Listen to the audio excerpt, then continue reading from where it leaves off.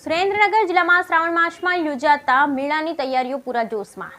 વર્ષોથી મેળાનું કરવામાં આવે છે આયોજન। મોટી સંખ્યામાં લોકો મેળો માણવા આવે છે। નગરપાલિકા દ્વારા કરવામાં આવે છે મેળાનું આયોજન।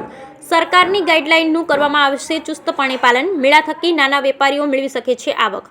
આગામી શ્રાવણ માસમાં સાતમ, આઠમ, નોમ, દશમના 4 દિવસ યોજાશે મેળો, જ્યારે સુરેન્દ્રનગર વઢવાણમાં યોજાશે 5 દિવસનો મેળો। આગામી શ્રાવણ માસમાં સૌરાષ્ટ્રના વિવિધ જિલ્લામાં લોકમેળાનું આયોજન કરવામાં આવતું હોય છે, ત્યારે સુરેન્દ્રનગર જિલ્લામાં પણ સુરેન્દ્રનગર તેમજ ધાંગ્રધામાં નગરપાલિકા દ્વારા જન્માષ્ટમી પર્વ પર લોકમેળાનું આયોજન કરવામાં આવે છે। આ મેળાની મુલાકાતે લોકો મોટી સંખ્યામાં આવતા હોય છે, ત્યારે આગામી દિવસોમાં શ્રાવણ માસ સાતમ, આઠમના, દશમના રોજ મેળાનું આયોજન કરવામાં આવ્યું છે, જેના માટે જિલ્લા વહીવટી તંત્ર દ્વારા મંજૂરી મળી ગઈ છે અને મેળામાં ખાસ પ્લાસ્ટિકનો ઉપયોગ ન કરવા તેમજ સ્વચ્છતા માટે ખાસ ધ્યાન રાખવામાં આવશે। વર્ષોથી યોજાતા મેળાની અંદર લોકો મોટી સંખ્યામાં આ મેળામાં પોતાના પરિવાર સાથે આવી મેળાની મોજ માણે છે। સાથે આ મેળા થકી નાના વેપારીઓને પણ રોજગારી પણ મળી રહી છે, જેની અંદર ચકડોળ, ખાણીપીણી, આઈસ્ક્રીમ પાર્લર તેમજ રમકડાના વેપારીઓ પણ આ મેળાની અંદર પોતાના સ્ટોલ નાખી આર્થિક રીતે સારી એવી આવક મેળવી શકે છે।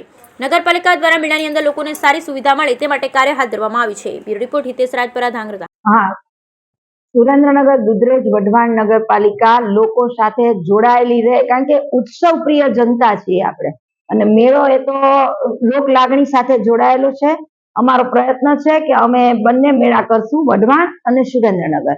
24 તારીખથી લઈ અને 29 તારીખ સુધી મેળા કરવાના છે અને અત્યારે ટેન્ડર પણ બહાર પાડી દીધા છે।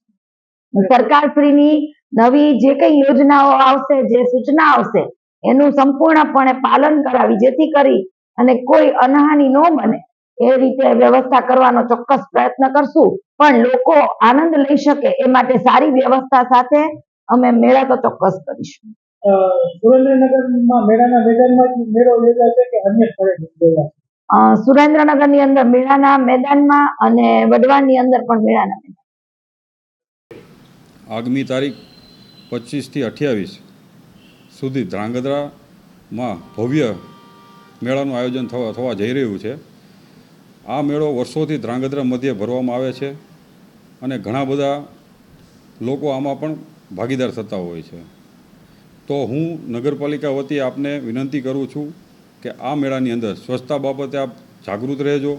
બીજું કે આ મેળાથી નાના નાના વેપારીઓને રોજગારી મળી રહે છે।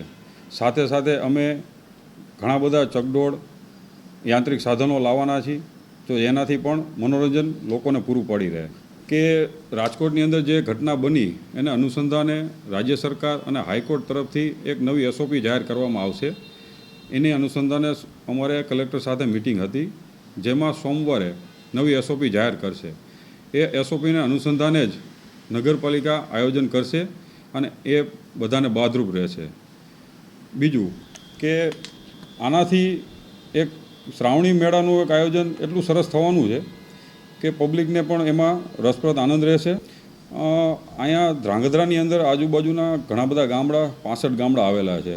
દરેક ગામમાંથી ઘણા બધા વ્યક્તિઓ આવે છે અને અંદાજિત પર ડે 10 થી 20 હજાર લોકો આ મેળાનો આનંદ માણતા હોય છે।